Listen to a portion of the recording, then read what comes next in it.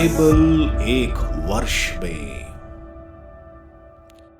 नमस्कार, आप सबका बाइबल एक वर्ष में स्वागत है। आप सब ने जो कदम उठाया है प्रभु के वचन सुनने के लिए, यह हमारे जीवन के अंधेरों को दूर करेंगे और हमें प्रभु के प्रकाश में चलाएंगे। आज हम विधि विवरण ग्रंथ का अध्याय 30, संत लूकस के सुसमाचार का अध्याय 12 और स्रोत ग्रंथ का 125वां स्रोत सुनेंगे।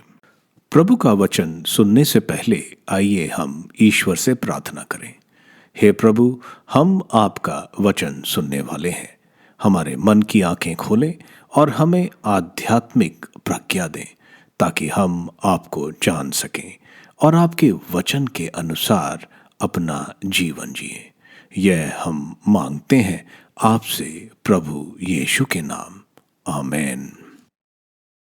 विधि विवरण ग्रंथ अध्याय 30, प्रभु के पास लौटना। मैंने आशीर्वाद और अभिशाप दोनों को तुम्हारे सामने रखा है। जब ये सब बातें तुम पर बीतेंगी तो यदि तुम और तुम्हारी संतान उन सब देशों में जहां तुम्हारे प्रभु ईश्वर ने तुम्हें निर्वासित किया होगा, इन पर हृदय में विचार करोगे, यदि तुम अपने प्रभु ईश्वर के पास लौट आओगे, यदि तुम और तुम्हारी संतान सारे हृदय और सारी आत्मा से उन आज्ञाओं का पालन करोगे जो मैं आज तुम्हें दे रहा हूं, तब तुम्हारा प्रभु ईश्वर तुम्हारे निर्वासितों को वापस ले जाएगा और तुम पर दया करेगा। तुम्हारा प्रभु ईश्वर तुमको उन सब राष्ट्रों से फिर एकत्र करेगा जहां उसने तुम्हें बिखेर दिया होगा। यदि तुम आकाश की सीमांतों तक बिखर गए होगे तो भी तुम्हारा प्रभु ईश्वर तुम्हें वहां से एकत्र कर लेगा और वहां से वापस ले जाएगा। प्रभु तुम्हारा ईश्वर तुमको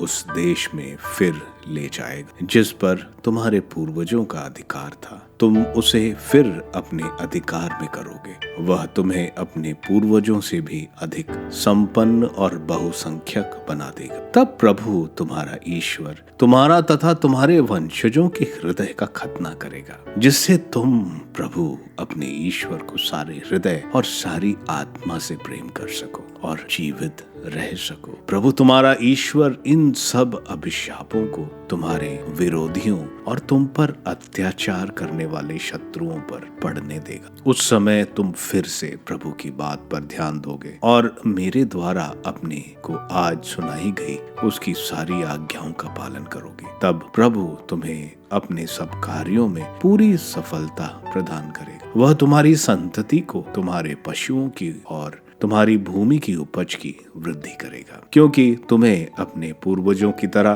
प्रभु की कृपा दृष्टि प्राप्त होगी, बशर्ते तुम अपने प्रभु ईश्वर की बात मानो। इस संहिता के ग्रंथ में लिखी हुई उसकी आज्ञाओं और नियमों का पालन करो और सारे हृदय तथा सारी आत्मा से प्रभु ईश्वर के पास लौट जाओ। अंतिम अनुरोध, क्योंकि मैं तुम लोगों को आज जो संहिता दे रहा हूँ वह ना तो तुम्हारी शक्ति के बाहर है और ना तुम्हारी पहुँच के परे। यह स्वर्ग नहीं है जो तुमको कहना पड़े, कौन हमारे लिए स्वर्ग जाकर उसे हमारे पास लाएगा जिससे हम उसे सुनकर उसका पालन करें। और यह समुद्र के उस पार नहीं है जो तुमको कहना पड़े, कौन हमारे लिए समुद्र पार कर उसे हमारे पास लाएगा जिससे हम उसे सुनकर उसका पालन करें। नहीं, वचन तो तुम्हारे पास ही है, वह तुम्हारी मुख और हृदय में है जिससे तुम उसका पालन करो। आज मैं तुम लोगों के सामने जीवन और मृत्यु, भलाई और बुराई दोनों रख रहा हूँ। तुम्हारे प्रभु ईश्वर की जो आज्ञाएं मैं आज तुम्हें दे रहा हूँ, यदि तुम उनका पालन करोगे, यदि तुम अपने प्रभु ईश्वर को प्यार करोगे, उसके मार्ग पर चलोगे और उसकी आज्ञाओं, विधियों तथा नियमों का पालन करोगे तो जीवित रहोगे। तुम्हारी संख्या बढ़ती जाएगी और जिस देश पर तुम अधिकार करने जा रहे हो उसमें प्रभु ईश्वर तुम्हें आशीर्वाद प्रदान करेगा। परंतु यदि तुम्हारा मन भटक जाए, यदि तुम नहीं सुनोगे और अन्य देवताओं की आराधना तथा सेवा के प्रलोभन में पड़ जाओगे, तो मैं आज तुम लोगों से कह देता हूँ कि तुम अवश्य ही नष्ट हो जाओगे और यार्दन नदी पार कर जिस देश पर अधिकार करने जा रहे हो वहां तुम बहुत समय तक नहीं रहने पाओगे। मैं आज तुम लोगों के विरुद्ध स्वर्ग और पृथ्वी को साक्षी बनाता हूँ। मैं तुम्हारे सामने जीवन और मृत्यु, भलाई और बुराई रख रहा हूँ। तुम लोग जीवन को चुन लो,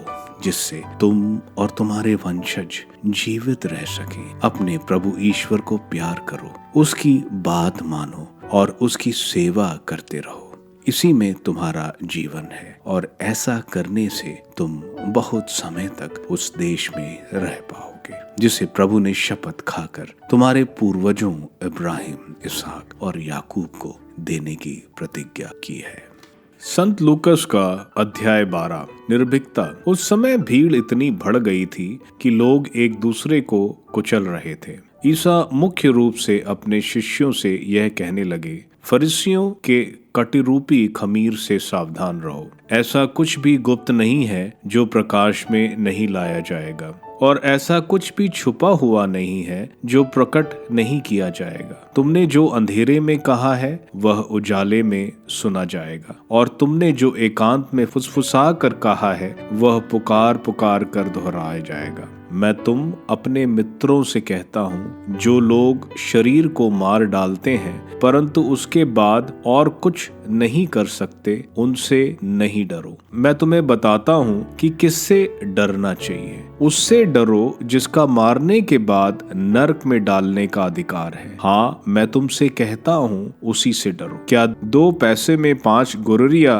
नहीं बिकती? फिर भी ईश्वर उनमें एक को भी नहीं भुलाता। हाँ, तुम्हारे सिर का बाल बाल गिना हुआ है, इसलिए नहीं डरो। तुम बहुतेरी गुररियों से बढ़कर हो। मैं तुमसे कहता हूँ, जो मुझे मनुष्यों के सामने स्वीकार करेगा, उसे मानव पुत्र भी ईश्वर के दूतों के सामने स्वीकार करेगा। परंतु जो मुझे मनुष्यों के सामने अस्वीकार करेगा, वह ईश्वर के दूतों के सामने अस्वीकार किया जाएगा। जो मानव पुत्र के विरुद्ध कुछ कहेगा, उसे क्षमा मिल जाएगी, परंतु पवित्र आत्मा की निंदा करने वाले को क्षमा नहीं मिलेगी। जब वह तुम्हें सभागृहों, न्यायाधीशों और शासकों के सामने खींच ले जाएंगे, तो यह चिंता ना करो कि हम क्या बोलेंगे और अपनी ओर से क्या कहेंगे, क्योंकि उस घड़ी पवित्र आत्मा तुम्हें सिखाएगा कि तुम्हें क्या क्या कहना चाहिए। मूर्ख धनी का दृष्टांत। भीड़ में से किसी ने ईसा से कहा, गुरुवर, मेरे भाई से कहिए कि वह मेरे लिए पैतृक संपत्ति का बंटवारा कर दे। उन्होंने उसे उत्तर दिया, भाई, किसने मुझे तुम्हारा पंच या बंटवारा करने वाला नियुक्त किया? तब ईसा ने लोगों से कहा, सावधान रहो और हर प्रकार के लोभ से बचे रहो, क्योंकि किसी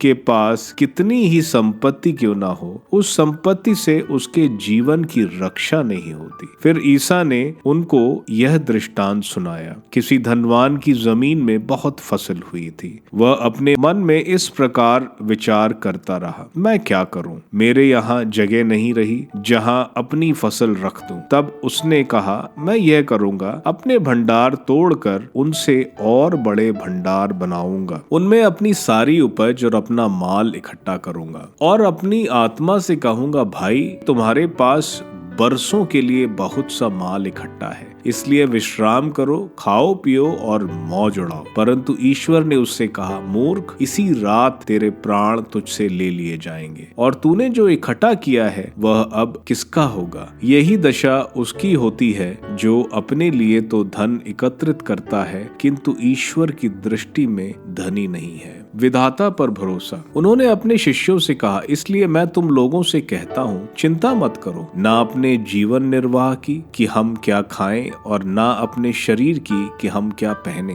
क्योंकि जीवन भोजन और शरीर कपड़े से बढ़कर है। कौओं को देखो, वो ना तो बोते हैं और ना लुनाते हैं, उनके ना तो भंडार है ना बखार, फिर भी ईश्वर उन्हें खिलाता है। तुम पक्षियों से कहीं बढ़कर हो। चिंता करने से तुम में से कोई अपनी आयु घड़ी भर भी बढ़ा सकता है? यदि तुम इतना भी नहीं कर सकते, तो फिर दूसरी बातों की चिंता क्यों करते हो? फूलों को देखो, वो कैसे बढ़ते हैं, वे ना तो श्रम करते हैं और ना कताते हैं, फिर भी मैं तुम्हें विश्वास दिलाता हूँ कि सुलेमान अपनी पूरी ठाट बाट में उनमें एक की भी बराबरी नहीं कर सकता था। खेतों की घास आज भर है और कल चूल्हे में झोंक दी जाएंगी। उसे भी यदि ईश्वर इस प्रकार सजाता है, तो अल्प विश्वासियों, वह तुम्हें तुम्हें क्यों नहीं पहनाएगा? इसलिए खाने पीने की खोज में लगे रहकर चिंता मत करो। इन सब चीजों की खोज में संसार के लोग लगे रहते हैं। तुम्हारा पिता जानता है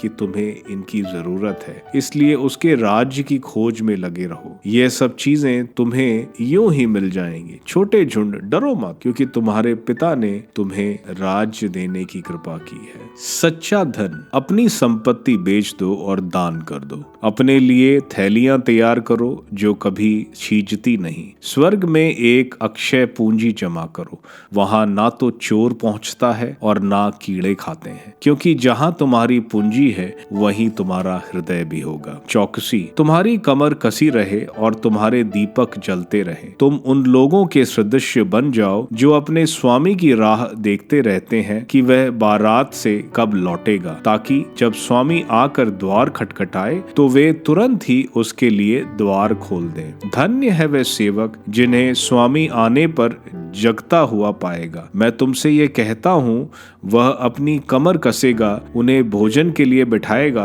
और एक एक को खाना परोसेगा। और धन्य है वे सेवक जिन्हें स्वामी रात के दूसरे या तीसरे पहर आने पर भी उसी प्रकार जगता हुआ पाएंगे। यह अच्छी तरह समझ लो, यदि घर के स्वामी को मालूम होता कि चोर किस घड़ी आएगा, वह अपने घर में सेंध लगने नहीं देता। तुम भी तैयार रहो, क्योंकि जिस घड़ी तुम उसके आने को नहीं सोचते, उसी घड़ी मानव पुत्र आएगा। ईमानदार और बेईमान कारिंदा। पेतरुस ने उनसे कहा, प्रभु, क्या आप यह दृष्टांत हमारे लिए कहते हैं या सबके लिए? प्रभु ने कहा, कौन ऐसा ईमानदार और बुद्धिमान कारिंदा है जिसे उसका स्वामी अपने नौकर चाकरों पर नियुक्त करेगा, ताकि वह समय पर उन्हें रसद बांटा करे। धन्य है वह सेवक जिसका स्वामी आने पर उसे ऐसा करता हुआ पाएगा। मैं तुमसे ये कहता हूँ, वह उसे अपनी सारी संपत्ति पर नियुक्त करेगा। किंतु यदि वह सेवक अपने मन में कहे,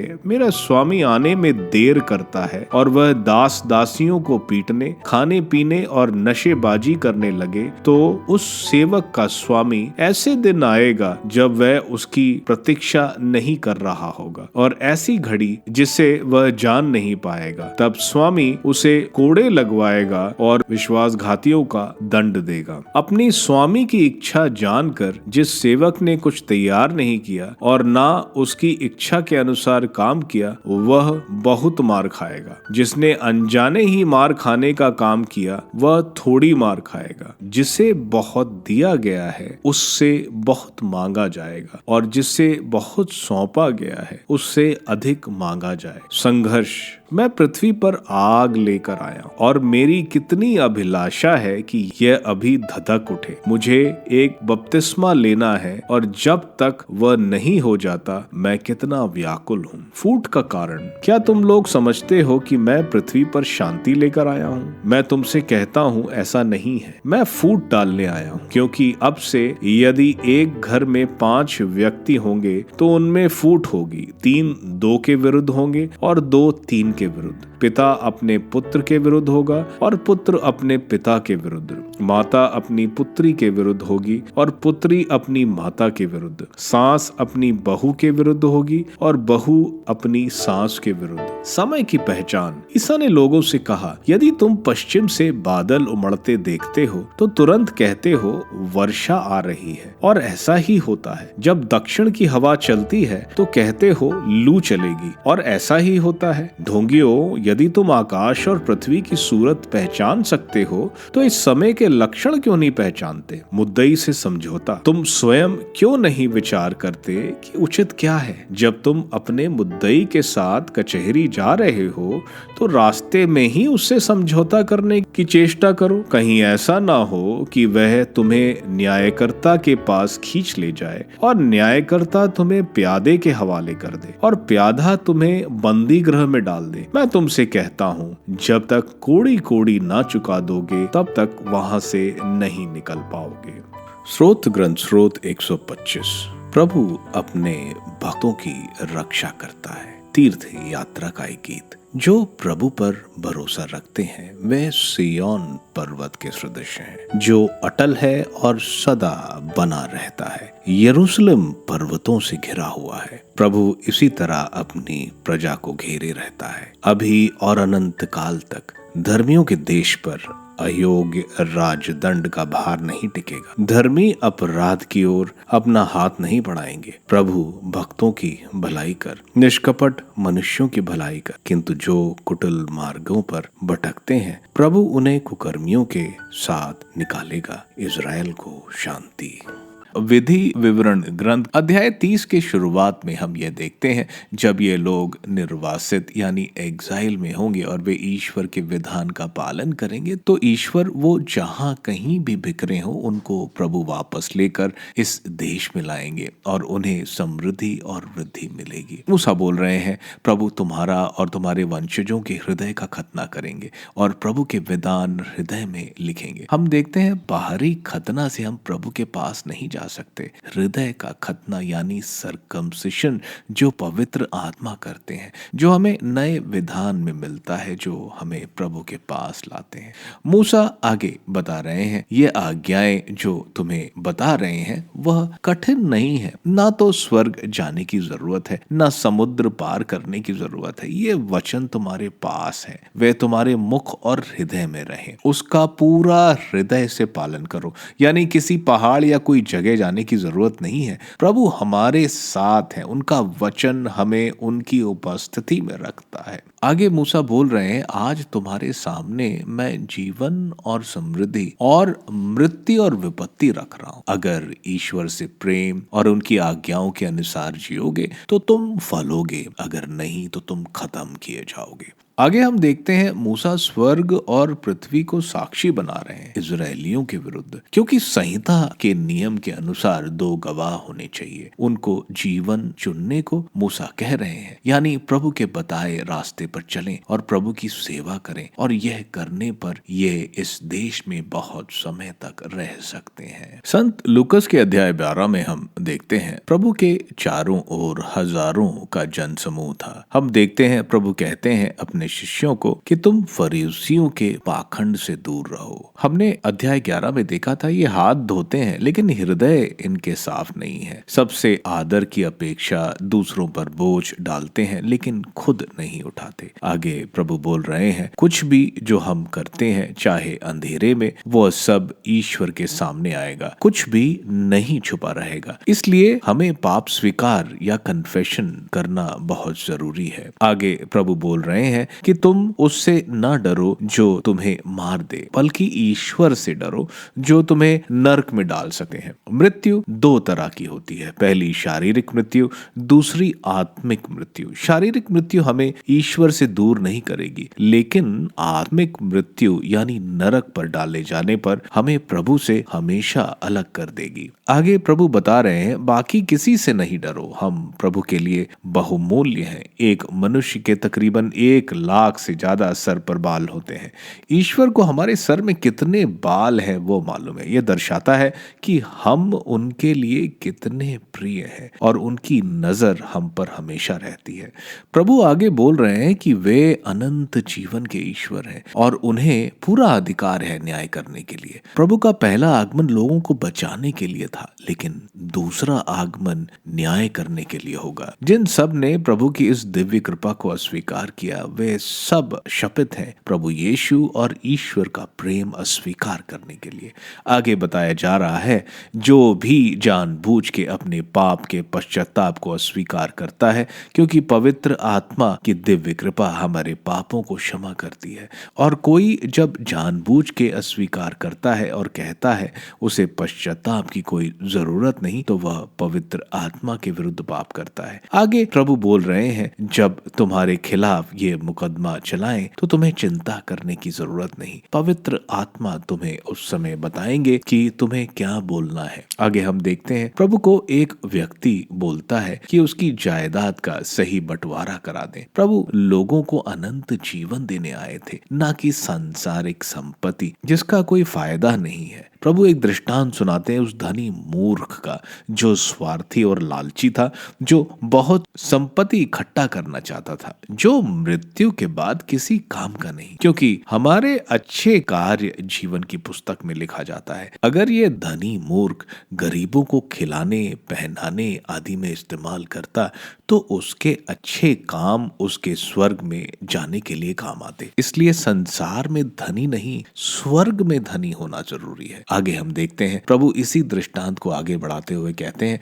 दुनिया की चीजों पर इतनी चिंता नहीं करो। अगर ईश्वर कौवे, जिसको इजरायली शुद्ध मानते हैं, उसका ख्याल रखते हैं और फूलों का ख्याल रखते हैं, तो हम प्रभु के लिए तो बहुत प्रिय हैं। प्रभु आगे बोल रहे हैं कि तुम अन्य जातियों की तरह सांसारिक धन की तरफ ना भागो, तुम अपनी आत्मा के धन की तरफ भागो। इसका यह मतलब नहीं है कि हम काम नहीं करेंगे, क्योंकि थेसलोनियन के नाम संत पौलुस के दूसरे पत्र अध्याय 3 में संत पौलुस बोल रहे हैं कि जो काम नहीं करता वह खाना नहीं खा सकता। यहाँ बताया जा रहा है कि इन सब चीजों पर ज्यादा चिंता नहीं करो कि कल क्या होगा, क्योंकि यह हमारा प्रभु में कम विश्वास दिखाता है। प्रभु को मालूम है हमें क्या करना है, प्रभु को मालूम है हमें क्या चाहिए। हमें हमारी रोजाना की जरूरतों के लिए उनसे प्रार्थना करनी चाहिए। आगे प्रभु बोल रहे हैं कि ईश्वर के राज्य को खोजो, उसके लिए जियो, तो तुम्हें अभी जरूरत से ज्यादा मिलेगा और साथ साथ अनंत जीवन आने वाले युग में मिलेगा। आगे प्रभु बता रहे हैं, तुम बढ़ चढ़ के दान करो ताकि तुम स्वर्ग में अपना खजाना सुरक्षित कर सको, ना कि उस धनी मूर्ख की तरह। दुनिया का खजाना चोर चुरा सकते हैं, स्वर्ग में खजाना सुरक्षित है। प्रभु आगे बता रहे हैं कि जहां तुम्हारा खजाना है वहीं तुम्हारा हृदय है। आगे हम देखते हैं प्रभु बोल रहे हैं चौकन्ने रहने के लिए। यहाँ प्रभु एक दृष्टांत बता रहे हैं कि तुम प्रभु के प्रति वफादार रहो और तैयार रहो कमर कस के, जैसे इजरायली मिस्र से निकलने के समय पास्का के अवसर पर अपनी कमर कसी थी और वो रात का समय था, इसलिए दीपक जलाए रखो। यहाँ मालिक प्रभु है। जब प्रभु बारात से वापस, जो दूसरा पहर यानी रात का 9 से 12 बजे तक का समय, तीसरा पहर रात का 12 से 3 बजे तक का, अगर मालिक इस पहर पे आते हैं और नौकर को जागता पाते हैं यानी तैयार मिले, तो मालिक यानी प्रभु इतने खुश होंगे, नौकर को खाना खिलाने के बजाय मालिक उसको खाना परोसेंगे। प्रभु इसके बाद एक और छोटा दृष्टांत बता रहे हैं, जैसे चोर किसी समय चोरी करेगा हमें नहीं मालूम, वैसे ही मानव पुत्र जब आएंगे किसी को नहीं मालूम होगा। कुछ तैयार रहेंगे जैसे हमने पहले देखा, कुछ नहीं तैयार थे। आगे प्रभु एक और दृष्टांत बता रहे हैं जो संत पेतरुस और अन्य प्रेरितों और आने वाले समय के धर्म गुरुओं के लिए है। प्रभु बता रहे हैं जो धर्म गुरु हैं उनको ईमानदारी से कलीसिया के लोगों के लिए सेवा करनी चाहिए। अगर धर्म गुरु अपनी कलीसिया की सेवा अच्छी तरह करते हैं तो प्रभु उनको अपनी संपत्ति दे देंगे, लेकिन जो ऐसा नहीं करेंगे और सांसारिक चीजों के साथ जाएंगे उनको कड़ी शिक्षा मिलेगी, यानी उनकी आत्माओं को नरक में डाला जाएगा। और जो अनजाने में गलती करते हैं उनको थोड़ी सजा मिलेगी। आगे प्रभु बोल रहे हैं जिनको ज्यादा जिम्मेवारी दी गई है उनसे ज्यादा उम्मीद किया जाएगा। प्रभु अगर जिम्मेवारी देते हैं तो उसको करने का भी हुनर देते हैं, इसलिए बहाना बनाना गलत होगा कि हम यह जिम्मेवारी नहीं कर सकते। प्रभु आगे पवित्र आत्मा की अग्नि के बारे में बता रहे हैं, जिसका अभिषेक प्रभु के दुख भोग, मृत्यु और पुनरुत्थान के बाद अपने शिष्यों को देंगे। इससे पहले प्रभु अपना क्रूस पर मौत का बपतिस्मा के बारे में बता रहे हैं। प्रभु बता रहे हैं कुछ मेरी बातों को स्वीकारेंगे, कुछ नहीं, और यह घरों में भी देखने को मिलेगा और आपसी रिश्ते घरों में भी एक दूसरे के विरुद्ध होंगे। आगे प्रभु बता रहे हैं कि तुम बादल देखकर कहते हो कि वर्षा आ रही है, लेकिन तुम्हें समय का महत्व नहीं मालूम, इसलिए मसीहा को पहचानो और अपने पापों का पश्चाताप करो। आगे प्रभु बोल रहे हैं कि इस जीवन में किए गए गलतियों का निवारण करने की जरूरत है, यानी पश्चाताप और पाप क्षमा करने की जरूरत है, नहीं तो घोर शिक्षा सहनी पड़ेगी जब तक इन पापों का निवारण नहीं होता। स्रोत ग्रंथ के 125वें स्रोत बता रहे हैं जो मनुष्य प्रभु पर दृढ़ विश्वास रखता है वह कोई भी परिस्थिति में हिलता नहीं है, जैसे सिय्योन पर्वत नहीं हिलता। वे लोग किसी भी संकट से प्रभावित नहीं होंगे क्योंकि वे हमेशा प्रभु की उपस्थिति में रहते हैं। आप सबको धन्यवाद ईश्वर के वचन सुनने के लिए। मैं आपसे विनती करता हूं कि आप बाइबल एक वर्ष में को दूसरों के साथ शेयर करें, क्योंकि प्रभु का वचन स्वयं प्रभु यीशु है। प्रभु को दूसरों को देने वालों को प्रभु की आशीष जरूर मिलेगी। मैं आप सबका बड़ी बेसब्री से कल इंतजार करूंगा। धन्यवाद।